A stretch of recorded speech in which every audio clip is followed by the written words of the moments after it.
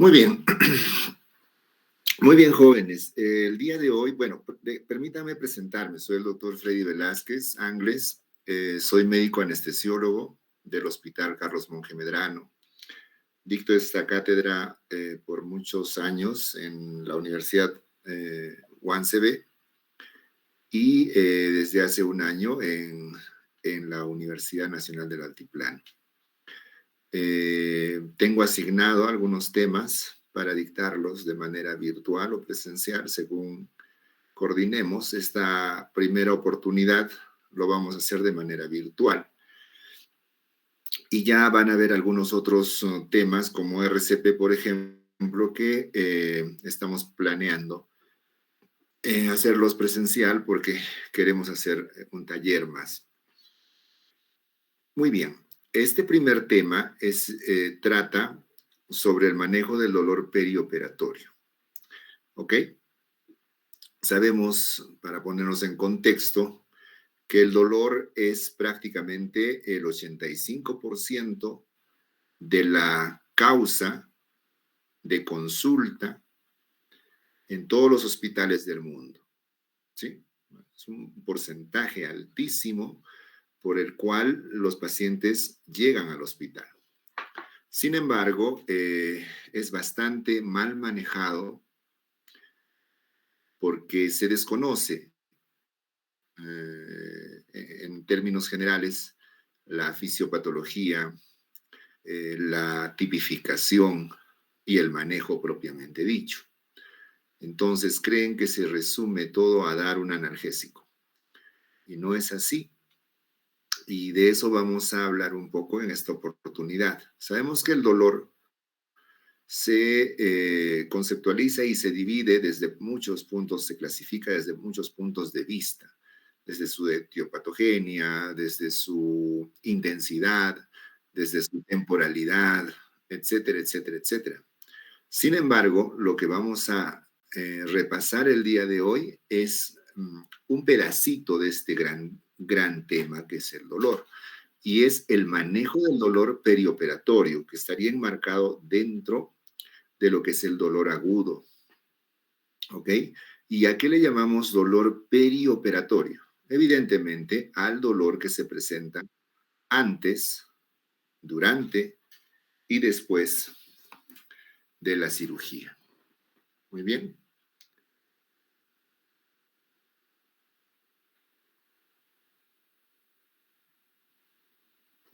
Perdón. Muy bien. Entonces, un principio universal de la medicina del siglo XXI reza de la siguiente manera: nadie debe padecer de dolor innecesariamente. ¿Ok?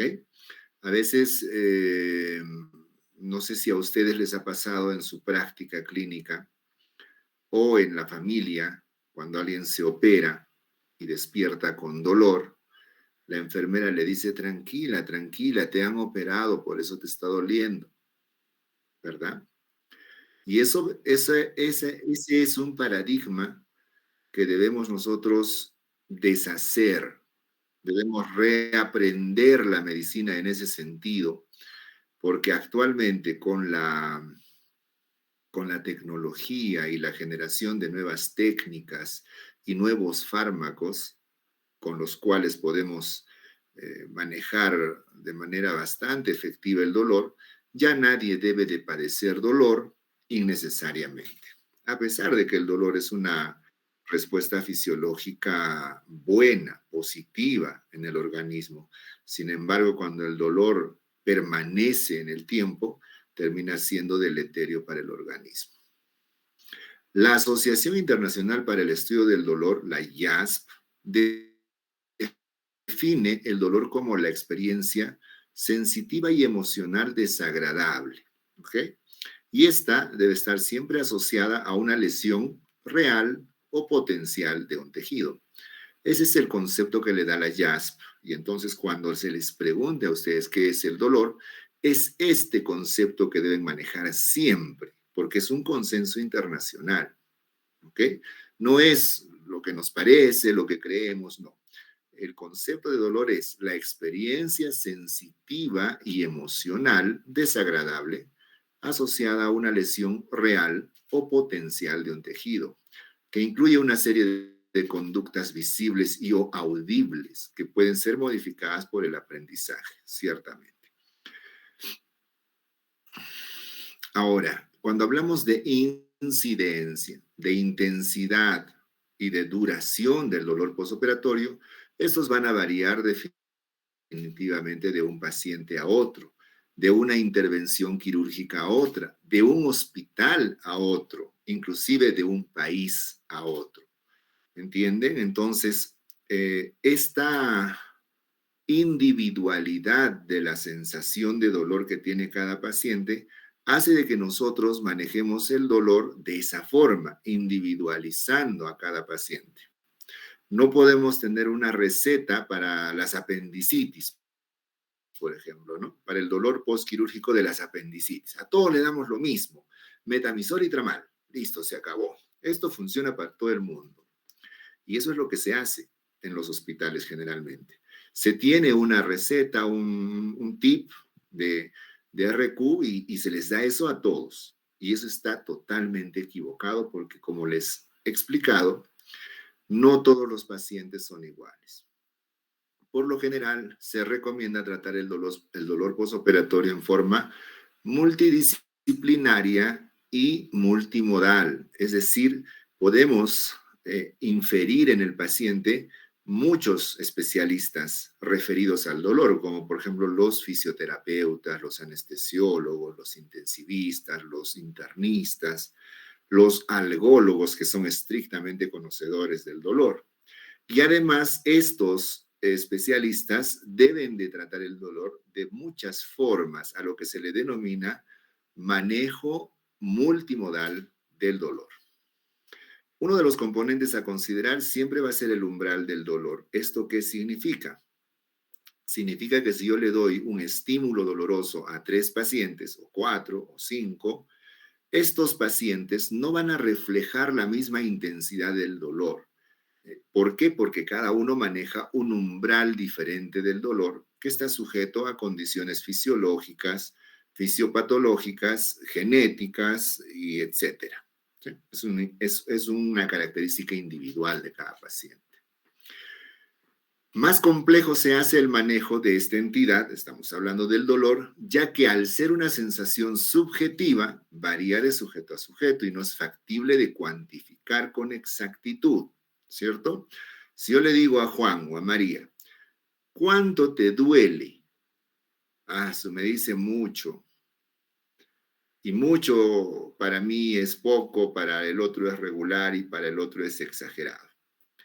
Por eso se habla de la subjetividad en la cuantificación. ¿De acuerdo? El dolor es subjetivo siempre, no se puede medir de manera tangible. Y es por eso que no hay un manejo estándar que sirva por igual para toda la población. En esta diapositiva, jóvenes, se resumen algunos datos importantes, como por ejemplo, dice, en un estudio realizado aleatoriamente a pacientes que fueron sometidos recientemente a un procedimiento quirúrgico, arrojó los siguientes resultados. Aproximadamente, fíjense, 80% presentaron dolor agudo después de la cirugía. 80% presentaron dolor agudo después de la cirugía. Entonces, díganme si no es importante tratar este dolor. Es un porcentaje altísimo. De este 80%, dice, el 86% tenía el dolor moderado, severo o extremo, siendo la mayoría los que presentaron el dolor después del alta. O sea que les estamos dando de alta a los pacientes postquirúrgicos con dolor. Cerca del 25% de pacientes que recibieron las medicaciones de dolor experimentaron, además del dolor, efectos adversos. ¿Qué efectos adversos podrían haber presentado? Yo me imagino, si les han dado AINES, pues de repente una gastritis medicamentosa, si les han dado opioides, de repente cefalea, náuseas, vómitos, constipación, etcétera, etcétera. Sin embargo, a pesar de todo, fíjense, este dato es bastante llama mucho la atención. Dice, sin embargo, a pesar de todos estos porcentajes, estos valores altísimos de inadecuado manejo, a pesar de eso, el 90% de ellos estaban satisfechos con el tratamiento recibido. Increíblemente. Nuestros pacientes se van con dolor, pero si les preguntas su grado de satisfacción, te dicen que están satisfechos con el tratamiento recibido, porque de pronto en su cabecita está la idea de que como han sido operados, pues tiene que doler, ¿cierto? Y como ya no, como ya el diagnóstico está resuelto, tal vez la satisfacción se deba a eso y no al manejo del dolor necesariamente. Bueno, todo esto nos llevaría a concluir que generalmente hacemos un manejo inadecuado del dolor perioperatorio. Ahí dice preoperatorio, está mal escrito, disculpen. Muy bien.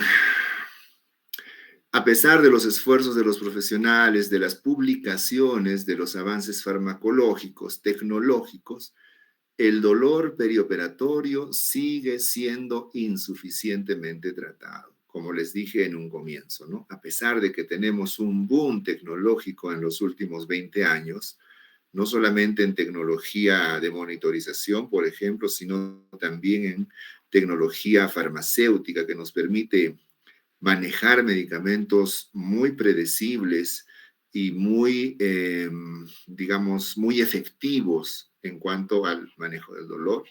A pesar de todo este arsenal con el cual disponemos para el trabajo que manejo del dolor, aún así sigue siendo insuficientemente tratado.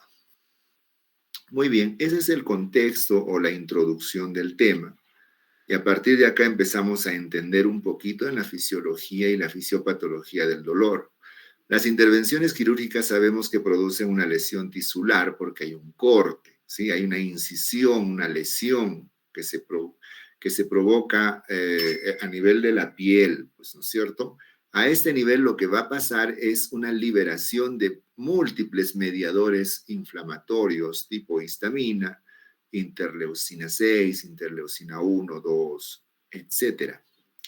Estos a la vez van a activar los nociceptores periféricos a ese nivel y van a transmitir o van a ser responsables de la transmisión del estímulo doloroso hasta el sistema nervioso central en donde se va a expresar este dolor.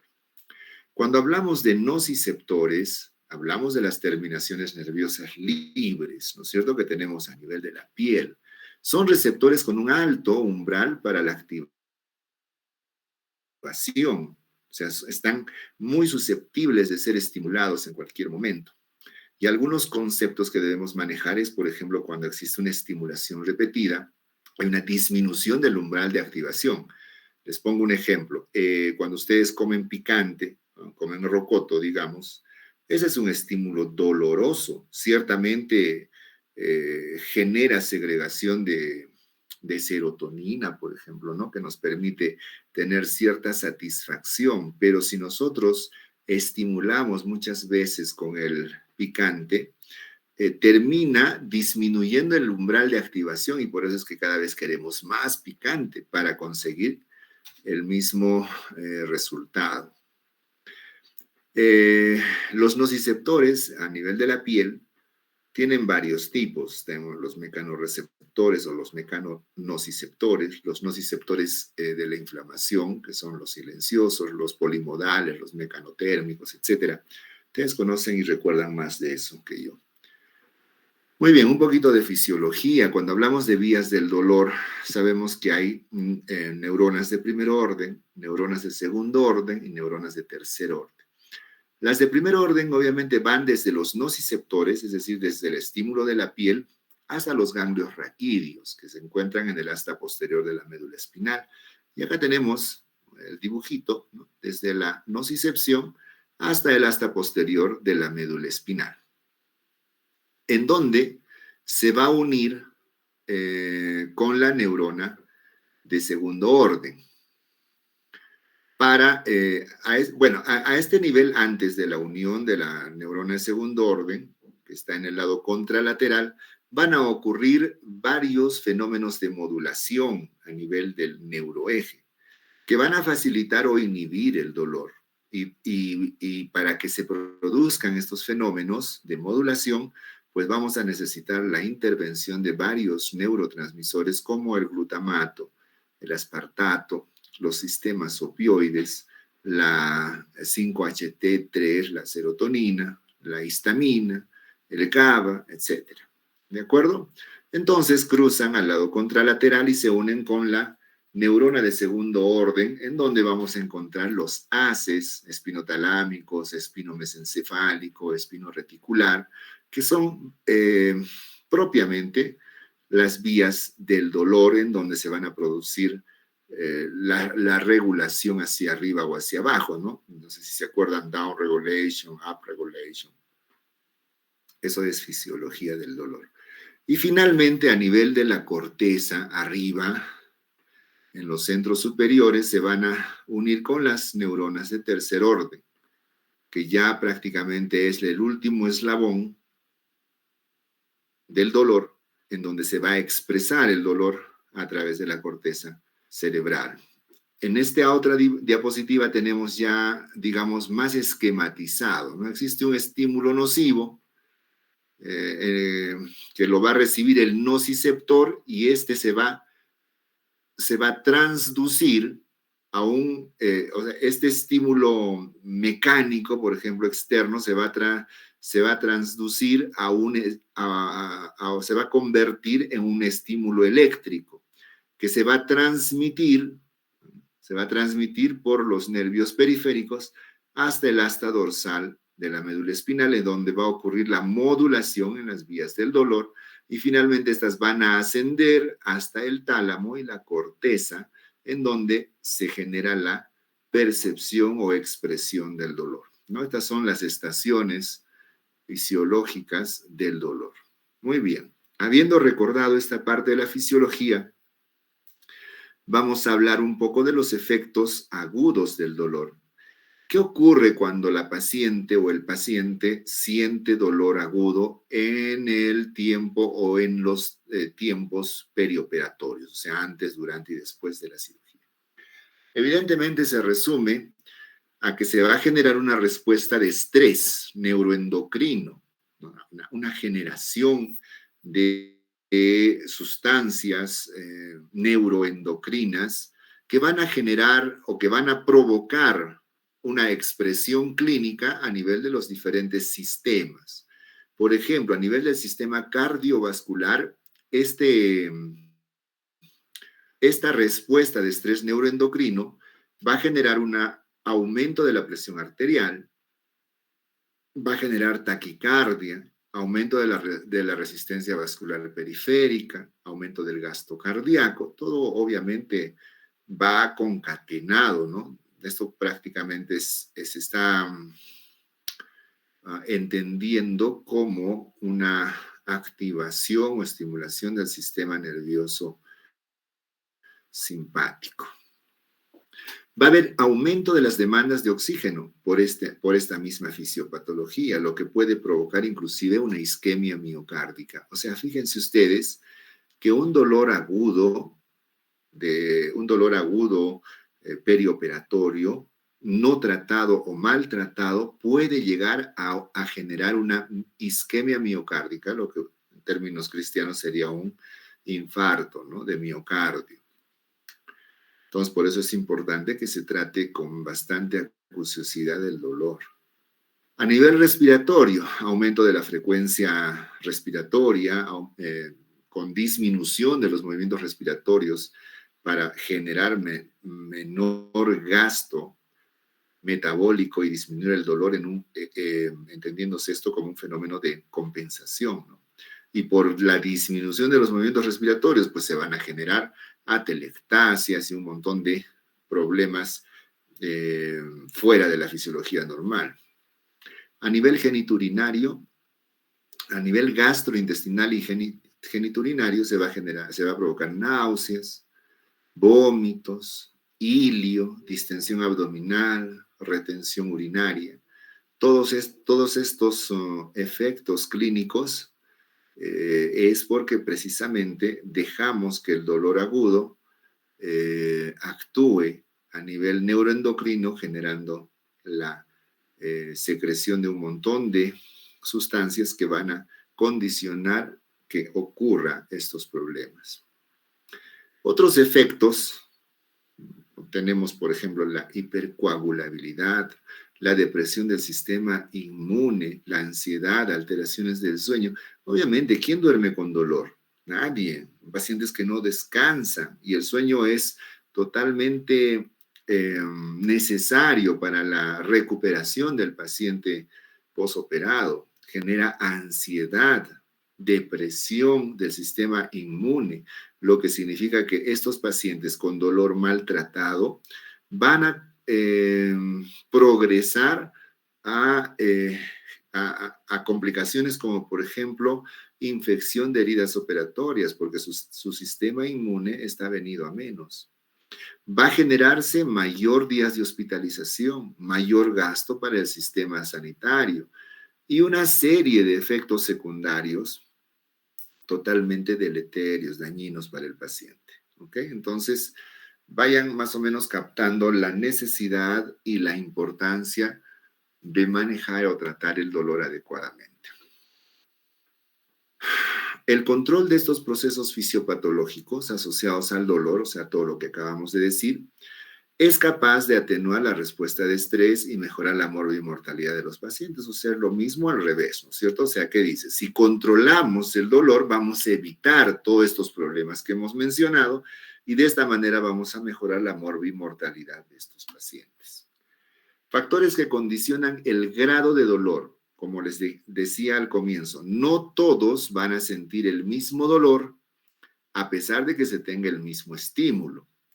Entonces, tipo de intervención quirúrgica. Hay operaciones que duelen más que otras. Por ejemplo, las extracciones de órganos tienen una tipificación del dolor alta, o sea, es un dolor severo, 8, 9, 10 en la escala visual análoga de la OMS.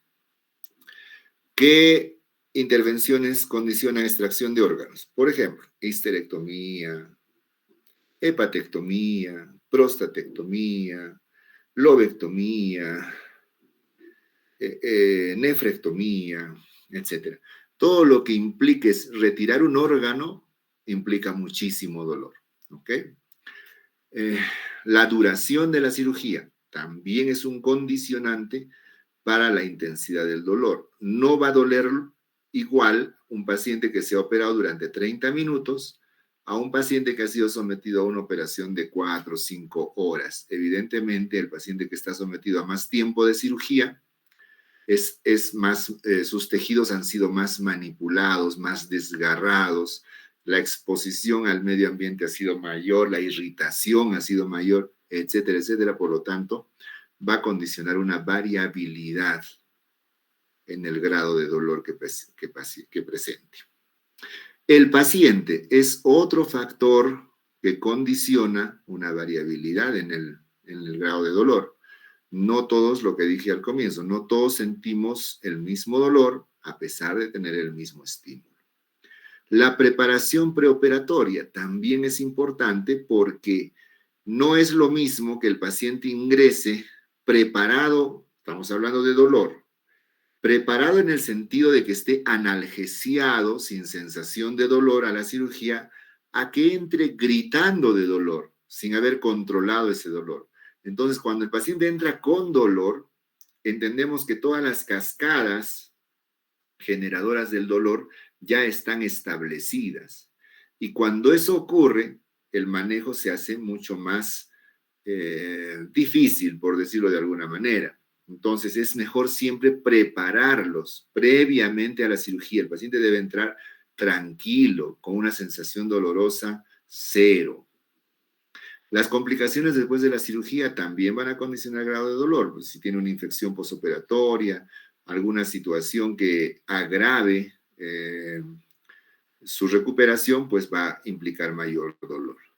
Y el tratamiento analgésico aplicado y la calidad del cuidado en la recuperación, ¿no? O sea, todos estos factores varían el grado del dolor perioperatorio. Últimamente se están utilizando, dice, criterios de Fast Track. ¿Qué cosa es Fast Track? Son actuaciones rápidas en cuanto al dolor. Por ejemplo, rápida movilización del paciente, ¿no? Se les opera y les dice, ya, en la tarde te tienes que estar levantando y caminando alrededor de tu cama para que la fisiología haga su trabajo y se genere una recuperación más pronta. Y un intensivo trabajo de actividades físicas y terapias ventilatorias, ¿no? Para que se recuperen de las atelectasias, de la relajación muscular, etcétera, etcétera. El plan analgésico. Cuando hablamos de plan analgésico, es como cuando hacemos una evaluación preanestésica y hablamos de plan anestésico, ¿no es cierto? Entonces pensamos cuál es la mejor anestesia para este paciente, si una regional, una neuroaxial, una epidural o una general. ¿Me entienden? De acuerdo a la valoración que hemos hecho. Hacemos exactamente lo mismo cuando hablamos de dolor. Hacemos un plan analgésico, haciendo las consideraciones que ya hemos repasado. Tipo de cirugía, tipo de paciente, tipo de tiempo operatorio, todos los factores que hemos mencionado hace un momento. Tomando en cuenta todos estos factores, vamos a elaborar un plan analgésico, ¿de acuerdo? Y este plan analgésico deberá seguir las siguientes fases perioperatorias. Primero, la valoración, lo que les estoy diciendo. Segundo, la selección de las modalidades analgésicas, es decir, cómo yo voy a abordar el dolor en este paciente, considerando todo lo que ya hemos hablado, todos los factores condicionantes de dolor. Luego, darle la información y educación del paciente sobre la técnica si es preciso. Si yo necesito ponerle un catéter epidural para el control de su dolor, pues le tengo que informar y educar cómo va a funcionar este catéter epidural, y él además tendrá que, obviamente, firmarme el consentimiento de este procedimiento. Podemos también hacer uso de la analgesia preventiva. ¿Qué cosa es la analgesia preventiva? No es otra cosa que la administración de medicamentos analgésicos que eviten la instalación de las cascadas generadoras del dolor. Entonces, antes de que se queme la casa, pues nosotros tomamos las precauciones necesarias para que no pase eso, echando agua a toda la casa, por decirlo de alguna forma. Entonces, eso es lo que hacemos con la analgesia preventiva. Utilizamos medicamentos como la lidocaína o la ketamina en dosis muy bajas, porque sabemos que la ketamina, por ejemplo, actúa sobre los receptores NMDA, N-metildiaspartato, y estos son precursores de dolor. Entonces, al estar copados por la ketamina, se evita la generación del dolor o se maneja de mejor manera el dolor resultante de esta intervención o agresión quirúrgica. Podemos utilizar también lidocaína, sulfato de magnesio. Hay un montón de medicamentos que se pueden usar como analgésicos preventivos antes de la cirugía. La valoración posoperatoria en unidad de posoperados o URPA es también importante. La valoración, recuerden que el valorar o cuantificar el dolor es un poco difícil porque es subjetivo. Sin embargo, utilizar las tablas de valoración visual análoga que nos sugiere la OMS es de mucha utilidad, porque nos permite entender si estamos manejando bien o mal el dolor. Por ejemplo, si saliendo de la cirugía yo le pregunto al paciente, ¿cuánto de dolor tienes de 0 a 10? Y él me dice, doctor, me está doliendo 6, ¿ok? Tiene un dolor moderado, ¿sí? Hago las intervenciones correspondientes de administración de opioides, administración de AINES o administración de cualquier procedimiento necesario para mitigar ese dolor, y luego hago la repregunta. ¿En cuánto está tu dolor ahora? Ah, bueno, doctor, ahora sí bajó a 2.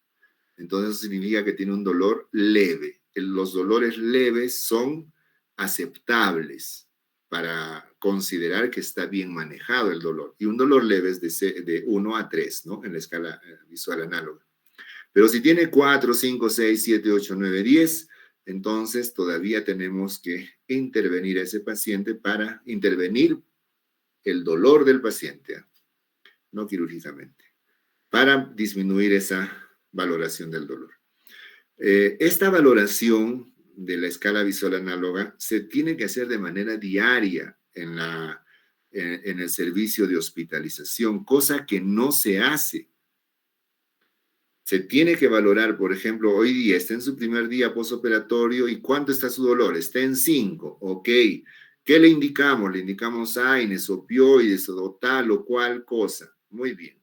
El día de mañana volvemos a hacer la evolución del paciente y volvemos a valorar. Si otra vez está en 5 o en 6, significa que nuestro esquema o nuestro plan analgésico no está dando resultado. Entonces hay que cambiar de estrategia analgésica. Para eso sirve la valoración diaria del dolor. Y finalmente, darle un plan analgésico para el alta, ¿no? Para que pueda seguir controlándose ese dolor en su domicilio. Muy bien, eso es todo en cuanto al plan analgésico. Como les dije en un comienzo, el control del dolor debe de ser siempre de manera multidisciplinaria y sobre todo multimodal.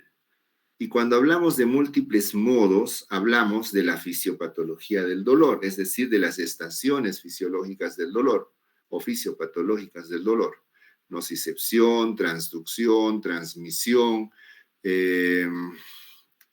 modulación y expresión. Entonces, en cualquiera de esos puntos, yo puedo inferir para el control del dolor. ¿Ok? Y acá hay unas sugerencias. Por ejemplo, dice, si yo voy a hacer un control del dolor multimodal, tengo que tomar en cuenta siempre la analgesia anticipada o analgesia preventiva, de lo que les hablé hace un momento.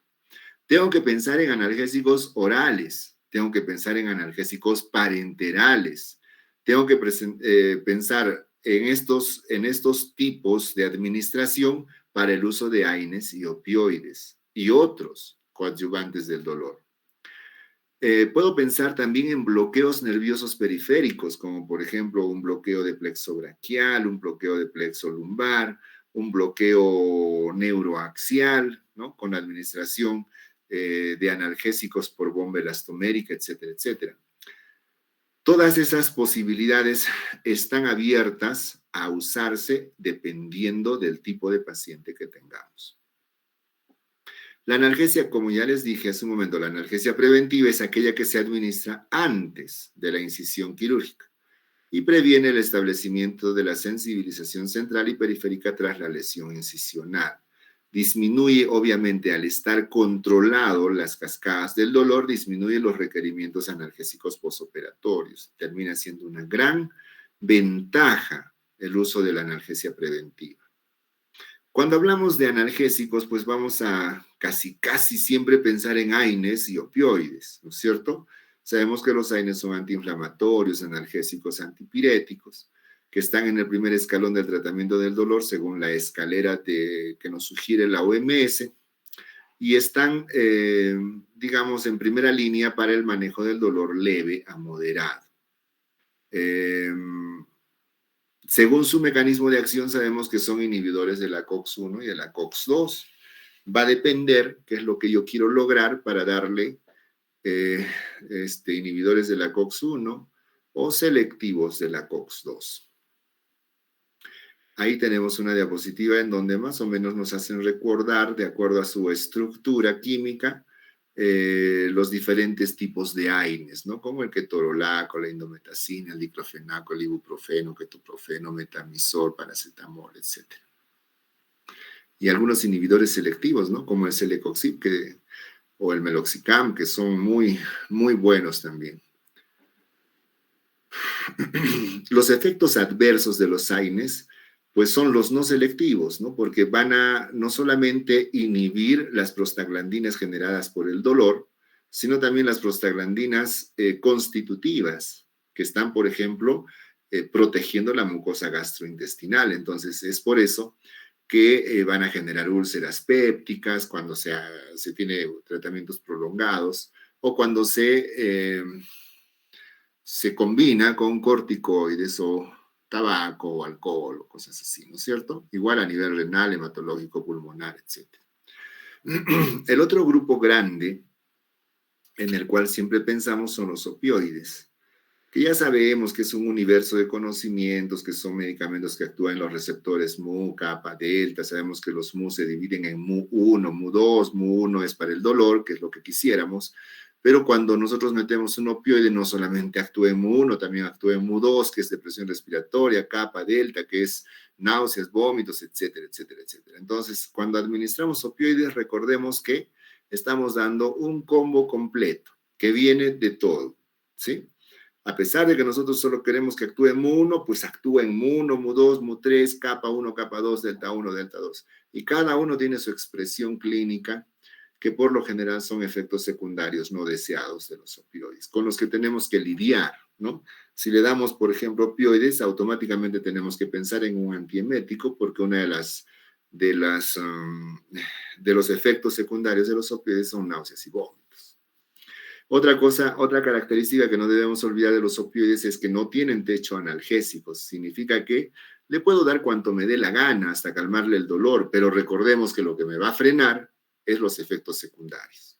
Entonces, no es que alegremente le dé cuanto me dé la gana, porque si bien es cierto no tiene techo analgésico, pues tiene techo en el sentido de que tiene efectos secundarios que van a ser a veces peor que el dolor, ¿sí? Yo no sé qué cosa prefiere una paciente, tener un dolor posoperatorio o no tener dolor y estar vomitando toda la noche. No sé cuál sería más placentero, entre comillas.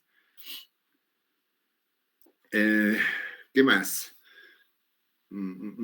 Cuando hablamos de dolor, obviamente hablamos de dolores, de opioides, hablamos de dolores intensos, ¿no?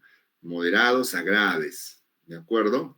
Y podemos utilizar de diferentes maneras los opioides, de manera oral, intramuscular, intravenosa, epidural, intratecal.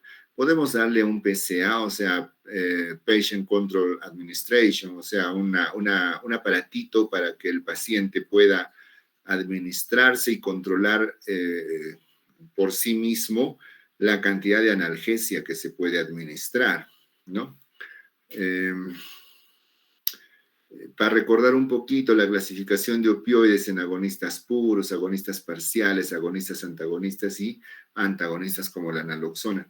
Esto obviamente es motivo de otro tema, que es opioides, donde obviamente no es tan sencillo como está en esta diapositiva. Hay que conocer perfectamente qué significa un agonista puro, qué significa un agonista parcial, qué significa un agonista antagonista y qué significa un antagonista puro, como la naloxona, que siendo un opioide actúa revirtiendo los efectos de un agonista puro. ¿De acuerdo? De acuerdo a su potencia, también se dividen en opioides menores y opioides mayores. Desventajas, como les dije, la acción del opioide viene en combo. O sea, no solamente quita el dolor, sino provoca náuseas, retención urinaria, vómitos, depresión respiratoria, parálisis intestinal, ilio, etcétera, ¿no? Y ahí tenemos algunos porcentajes que más o menos nos orientan en las posibilidades, ¿no? Por ejemplo, el 25% de pacientes a los que se les da opioides tienen náuseas, entonces hay que darles con un antiemético. 23% generan retención urinaria, entonces si le vas a dar opioides, tal vez es mejor que se los des en las dosis, si le va a causar retención urinaria, siempre y cuando tenga una sonda vesical, ¿no?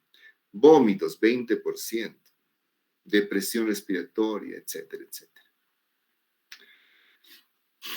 Cuando hablábamos de anestesia multimodal, pues dijimos de que había que darle de varios modos, y uno de esos modos es pues la administración neuroaxial de analgésicos, ¿no? Y lo podemos dar a través de una epidural o una intratecal.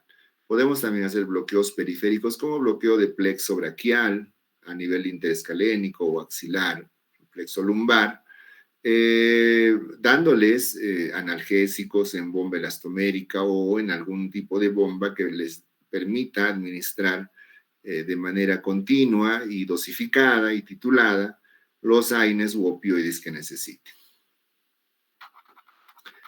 Cuando hablamos de bloqueos neuroaxiales, siempre tratamos de usar el analgésico o el opioide adecuado, ¿no? Y uno de los más recomendados sería la morfina por sus características hidrofílicas, lo que le confiere a este opioide entrar con bastante lentitud y salir con la misma velocidad lenta, ¿no? Entonces se instala durante 18 a 24 horas cuando la administración es intratecal, por ejemplo. Entonces tenemos una analgesia retrasada de larga duración, ¿de acuerdo? A diferencia de los opioides lipofílicos como el fentanilo, el sulfentanilo, que son analgesias de inicio rápido, pero que también rápidamente se va en el tiempo, duran 2, 3 horas exagerando. La analgesia epidural continua, pues a través de un catéter, ¿no? Como les había mencionado, cuya ventaja es iniciar el intraoperatorio como parte de una técnica de anestesia combinada, es decir, a través del catéter le vamos a dar anestesia y luego de la cirugía le vamos a dar analgesia. Y esa es una gran ventaja de usar la epidural continua. Algunos bloqueos periféricos a nivel de los nociceptores podrían ser, por ejemplo, las técnicas de infiltración de heridas o los bloqueos de plexo, ¿no? Conclusiones respecto a todo lo que hemos hablado. Por lo general, se emplean siempre asociaciones de fármacos analgésicos con diferentes modos de acción, como por ejemplo AINES y opioides. A eso se le llama analgesia balanceada.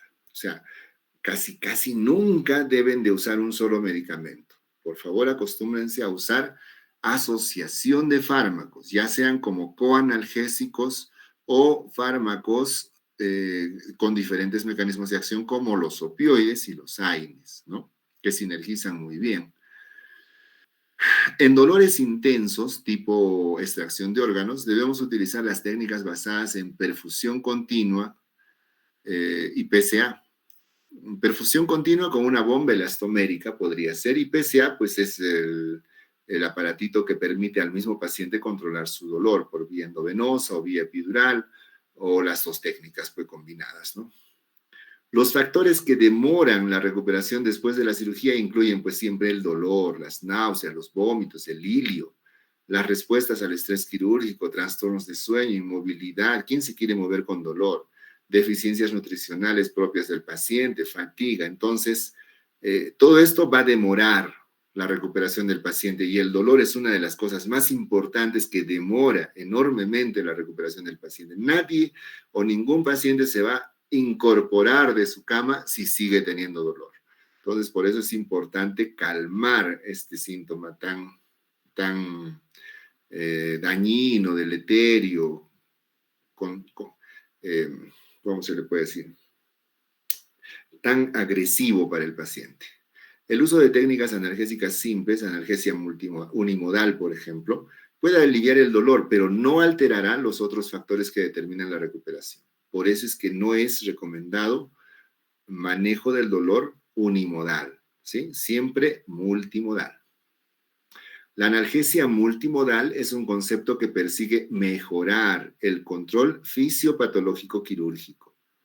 ¿De acuerdo? El uso de cuidados multimodales incluye el alivio del dolor, movilización activa de ejercicio, reinicio rápido de la nutrición oral, reducción del estrés, restauración del sueño, y entonces así podemos tener, como ven en la figura, un paciente que a pesar de haber sido amputado y, qué sé yo, operado de diferentes partes de su organismo, con una cara de tranquilidad o satisfacción en cuanto a su sensación del dolor, ¿no?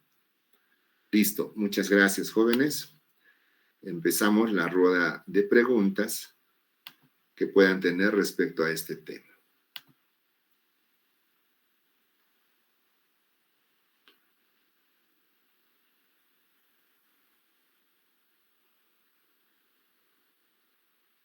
Vamos, pueden empezar a preguntar.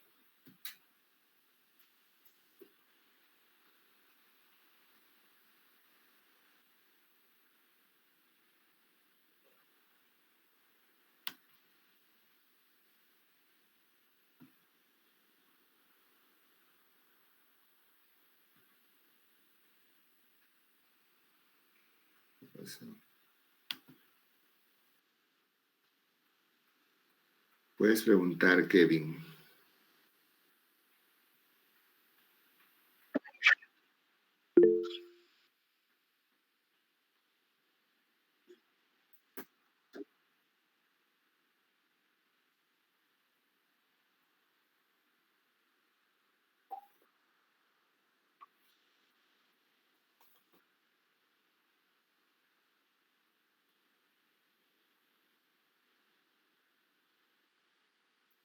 Bueno, la escala visual análoga o la escala numérica o la escala de caritas, ¿no? Para los niños que, por ejemplo, no conocen la numeración, son sugerencias.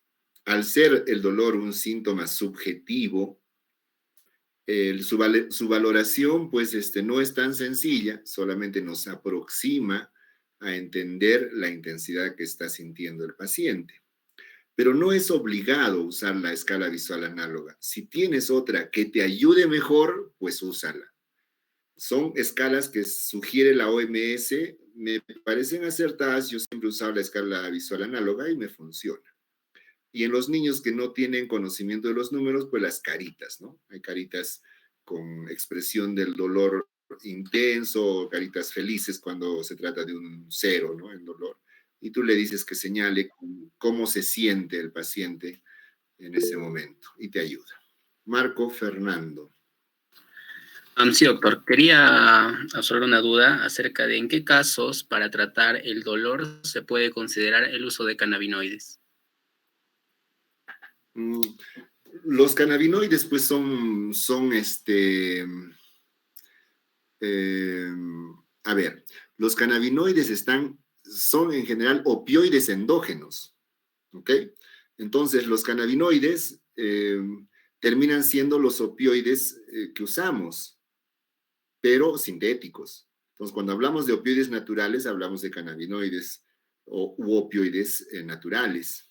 Pero, en general, lo que usamos para manejo del dolor son opioides sintéticos, ¿ya? Tipo morfina, fentanilo, remifentanilo, alfentanilo, tramadol, codeína, toda la gama de opioides sintéticos que tenemos. Los cannabinoides están considerados para el estudio de la medicina como opioides endógenos, ¿de acuerdo? Ahora, si te estás refiriendo a un producto sintético como cannabinoide, no sabría decirte. Yo no conozco ningún cannabinoide que se expenda, digamos, de manera comercial. ¿O tú sí? No, tampoco, doctor. Ok. Muy bien. ¿Alguien más? Hakim, Vidal. Sí, doctor. Yo tengo una pregunta, doctor. Quería preguntarle sobre la analgesia controlada por el paciente. ¿Esto se da, doctor, o solo es teórico? No. Por supuesto que se da. El PCA, que es Patient Administration Analgésico, o sea, el analgésico controlado por el paciente, es totalmente frecuente su uso en unidades de dolor.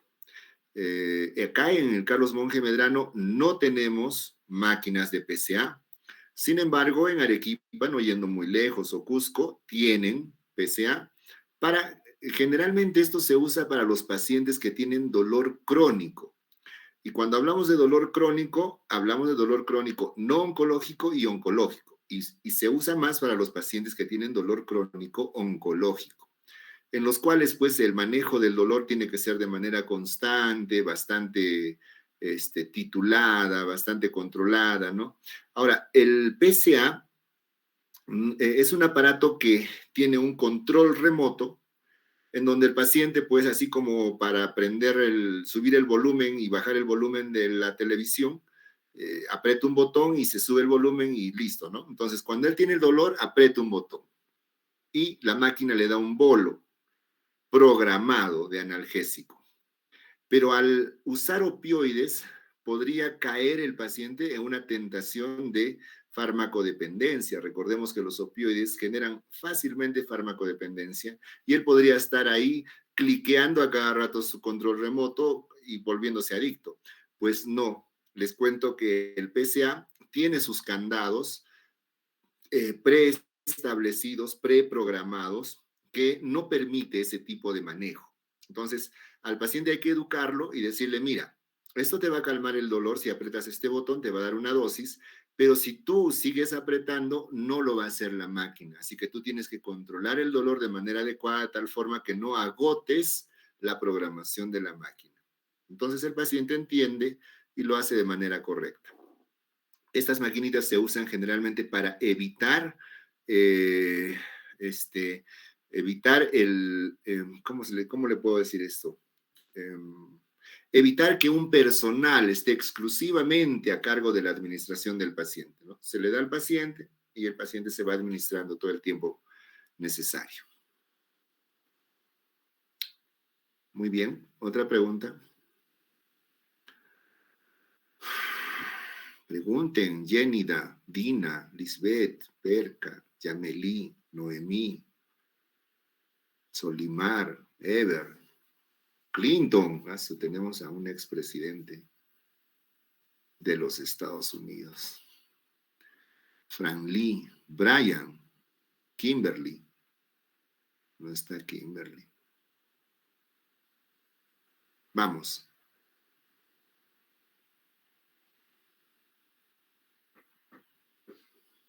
Cuando nadie pregunta, yo entiendo dos cosas. O todos saben mucho, o nadie sabe nada, ¿no? Quiero entender que es la primera opción. Cuando tengamos programado, jóvenes, una clase, pues traten siempre de leer algo para poder intervenir o aportar en el tema, ¿de acuerdo? Hagan eso siempre porque de esa manera se nota que ustedes están inmersos en el curso, en el tema. Además que estos temas amerita que tengan siempre una lectura previa para que fluya, para que cuando yo esté hablando ustedes vayan entendiendo y encaminando lo que han leído. De otra forma se avanza muy poco. ¿Ok? Bueno, entonces lo dejamos acá. Ha sido un gusto, jóvenes. Si no hay alguna otra intervención o aporte, ha sido un gusto empezar a tener las clases teóricas, aunque sea de manera virtual. Yo, por lo general, mis exposiciones son de esta manera. Me hubiera gustado que participen más. Para la siguiente me imagino que va a mejorar eso. Siempre mis exposiciones son entre 30 y 35 minutos y doy 10 minutos para conversar del tema.